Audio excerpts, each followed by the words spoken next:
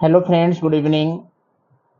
आज हम आप सभी को क्लास फिफ्थ की बुक गुड विद ग्रामर का chapter number 17, chapter name the sentence के इस लेसन से संबंधित सभी एक्सरसाइज आपके बुक में फिल करवाएंगे।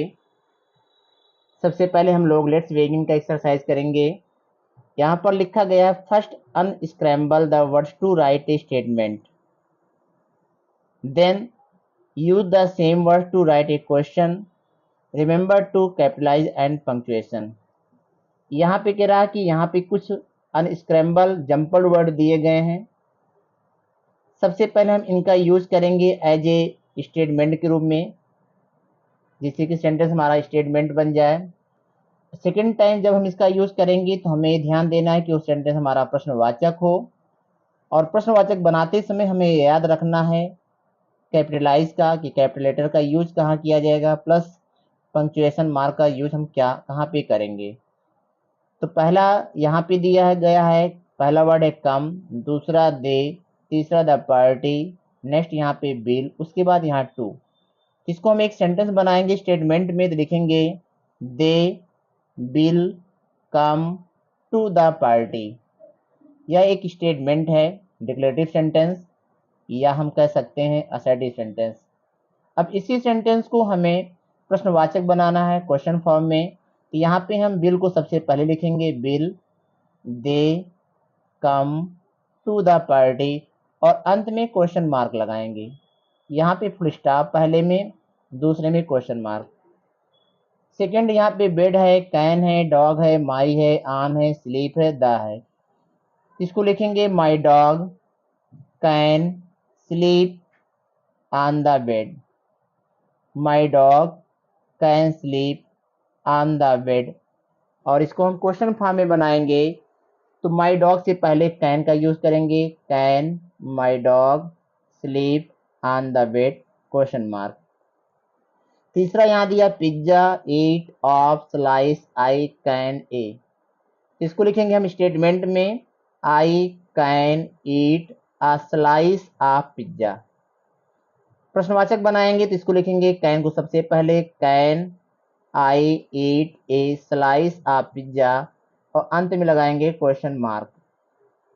इस तरीके से यह एक्सरसाइज हमारा कंप्लीट हो गया।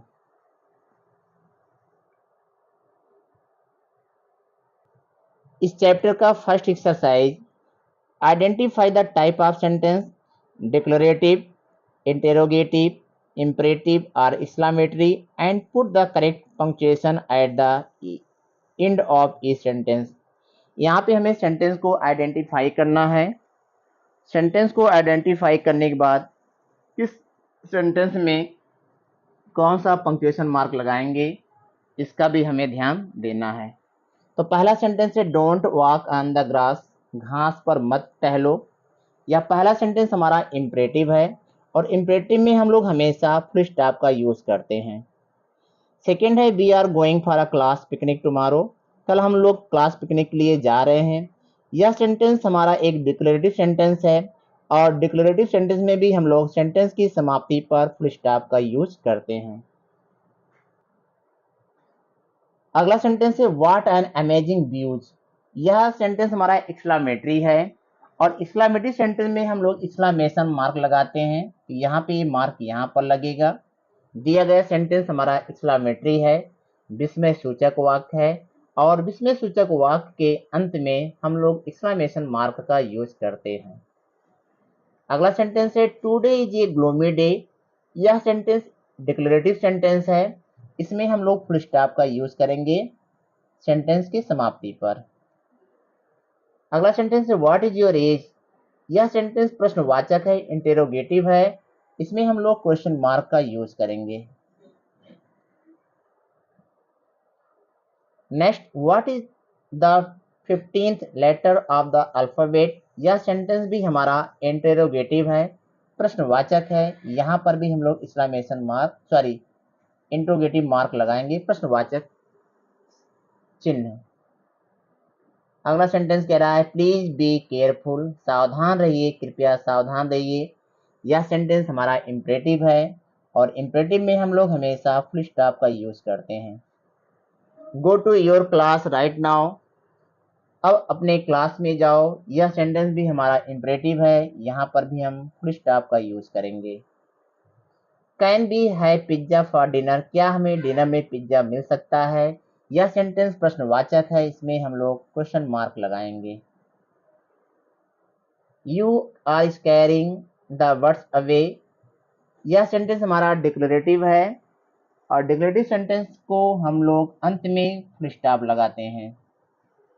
अगला सेंटेंस है my birthday is in 3 days, यह सेंटेंस भी हमारा डिक्लेरेटिव है, साधारण वाक्य है, यहाँ पर भी हम फुल स्टॉप लगाएंगे।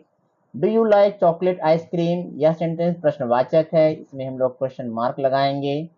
लास्ट है miss Priya is our maths teacher, यह सेंटेंस डिक्लेरेटिव है और डिक्लेरेटिव में हम लोग फुल स्टॉप का यूज करते हैं। इस तरीके से इस चैप्टर का फर्स्ट एक्सरसाइज हम लोग कंप्लीट किए। अब हम लोग कंप्लीट करेंगे एक्सरसाइज नंबर 2। क्वेश्चन कह रहा है चूज द करेक्ट ऑप्शन, यहाँ पर कुछ सेंटेंस दिए गए हैं और प्रत्येक सेंटेंस के लिए 4 विकल्प दिए गए हैं और इन चारों विकल्प में एक विकल्प जो राइट है उसी को हमें सेलेक्ट करना है, उसी को हमें टिक करना है। तो पहला कह रहा है यहाँ पे choose the sentence that is interrogative, all in punctuation mark have been removed. कह रहा है इनमें से वो सेंटेंस आप चुनिए जो प्रश्नवाचक है लेकिन सभी में पंक्चुएशन मार्क को हटा दिया गया है। तो आपको देखना है, क्योंकि अगर क्वेश्चन मार्क लगा होता तो देखते ही हम लोग पहचान जाते हैं कि यही सेंटेंस हमारा प्रश्नवाचक है, इसलिए यहाँ पर किसी भी पंक्चुएशन मार्क का यूज नहीं किया गया है। तो इसमें हम लोग सेकंड को टिक करेंगे, क्योंकि formation of sentence of interrogative sentence है सबसे पहले WH वर्ड, उसके बाद कोई एक सहायक क्रिया होती है, फिर कर्ता होता है, उसके बाद मुख्य क्रिया होती है और अंत में हम लोग क्वेश्चन मार्क लगाते हैं। तो यहाँ पे हम क्वेश्चन मार्क लगा लेंगे। इस तरीके से सेकंड ऑप्शन हमारा राइट है ए के लिए। बी में क्या कह रहा है choose the sentence that is not interrogative, all in punctuation mark have been removed, वही बातें यहाँ पर भी पंक्चुएशन मार्क को हटा दिया गया है और कह रहा है कि कौन सा सेंटेंस में प्रश्नवाचक नहीं है। तो यहाँ पर पहला भी प्रश्नवाचक है, दूसरा भी प्रश्नवाचक है और तीसरा भी प्रश्नवाचक है। Where the washroom is I will never know, तो यहाँ पे बी के लिए हम तीसरे को टिक करेंगे, तीसरा हमारा प्रश्नवाचक नहीं है। Choose the sentence that is not interrogative, यह सेंटेंस हमारा प्रश्नवाचक नहीं है, क्योंकि अगर ये प्रश्नवाचक होता तो यहाँ पे तुरंत कोई एक सहायक क्रिया होती, उसके बाद कर्ता होता। तो यह प्रश्नवाचक नहीं है और सभी सेंटेंस प्रश्नवाचक हैं।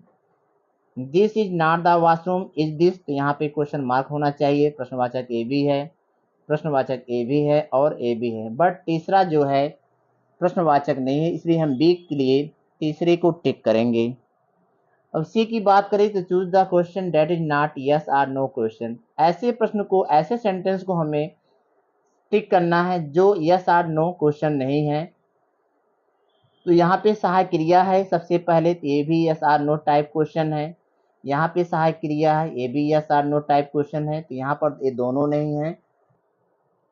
तीसरा कह रहा where do you think he went, where do you think he went, यह हमारा प्रश्नवाचक नहीं है, सॉरी प्रश्नवाचक है बट ये यस आर नो टाइप नहीं है, या सेकेंड टाइप इंट्रोगेटिव सेंटेंस है क्योंकि इसकी शुरुआत WH वर्ड से है, तीसरे हम इसी को टिक करेंगे।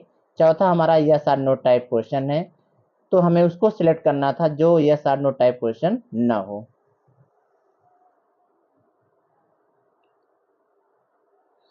तीसरा कह रहा make your own sentence of each type, आपको यहाँ पर कुछ खुद स्वयं से प्रत्येक एक सभी का एक सेंटेंस आपको बनाना है। तो आप इसमें कुछ भी बना सकते हैं।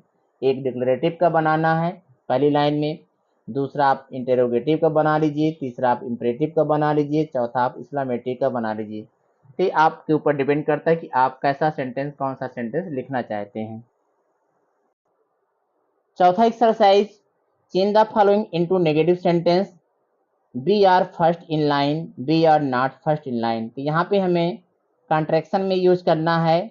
आर नॉट को हमें शॉर्टकट में लिखना, अरंट लिखना है। इस तरीके से हमें यहाँ पे कुछ दिए गए हैं कि हमें कहाँ पे क्या यूज करना है। जैसे यहाँ पे बिल नॉट है तो बिल नॉट को हम इस तरीके से लिखते हैं, बिल नॉट को हम इस तरीके से लिखते हैं, वेयर नॉट को यहाँ पे हम ऐसे लिखते हैं। तो हमें इसी का यूज करके सेंटेंस को नेगेटिव बनाना है।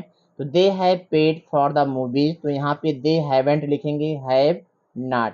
यहाँ से ओ को हटाया गया नॉट से और उसके स्थान पे कामा लगा दिया गया। तो they haven't paid for the movies. इसी तरीके से I could work later tonight, यहाँ पे कुडंट हो जाएगा, कुड लिखेंगे, फिर नॉट में ओ को हटाएंगे, उसके स्थान पे कामा लगा के जैसे यहाँ पर लिखा गया है, यहाँ पे ओ को हटाया गया है और उसके स्थान पे कामा लगाया गया है। इसी तरीके से हम लोग couldn't work later tonight लिखेंगे। तीसरा है you can finish this book today, यहाँ पे कांट लिखेंगे, यहाँ पे CAN फिर कामा लगा के टी लिखेंगे, कांट हो जाएगा। Finish this book today.